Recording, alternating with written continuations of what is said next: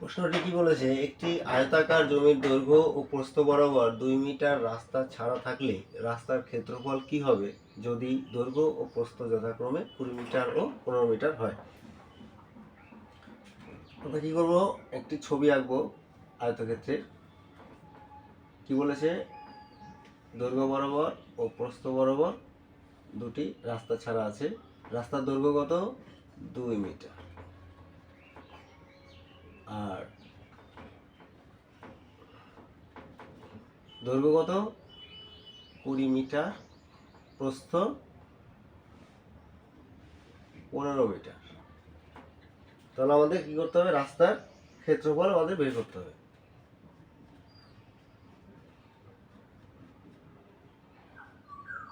এই ক্ষেত্রফলটা আমাদের বের করতে হবে।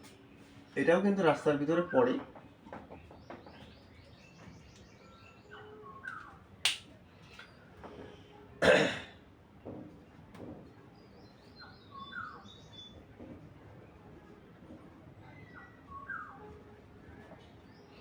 রাস্তার ক্ষেত্রফল সমান সমান, আমরা নিচে এক লাইন লিখবো, তারপরে এটা লিখবো।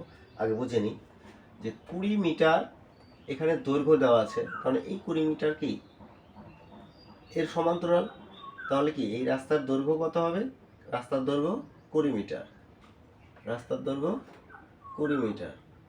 এই রাস্তার এই রাস্তাটির প্রস্থ কত হবে,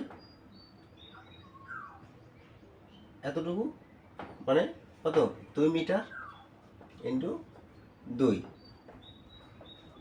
প্লাস, তাহলে এতটুকু পেলাম। এবার এতটুকুর মান বের করতে হবে এই প্রস্থ বরাবর।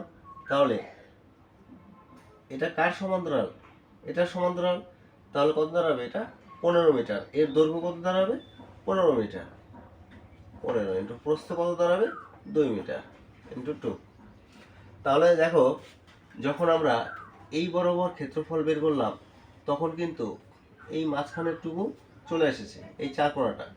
আবার যদি প্রস্থ বরাবর করি তাও একবার এখানে এই চার কোণার ক্ষেত্রফলটি চলে আসে। তার মানে কি এই দুটোর মধ্যে একটা চার কোণার ক্ষেত্রফলটা বেশি আছে, ওর জন্য আমাদের কি করতে হবে, মাইনাস করতে হবে, একবার মাইনাস করতে হবে।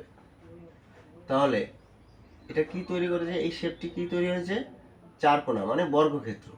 তাহলে বর্গক্ষেত্রের ক্ষেত্রফল কি, বাহু স্কোয়ার, মানে 2 স্কোয়ার, 2 স্কোয়ার। এবার আমরা এখানে সূত্রটি লিখবো, দেখো দৈর্ঘ্য ইন্টু রাস্তা প্লাস প্রস্থ ইন্টু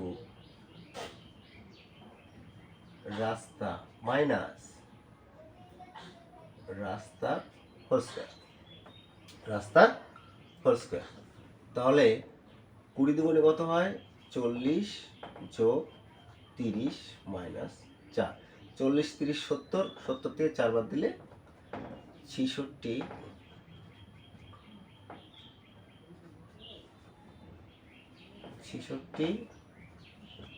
বর্গ মিটার।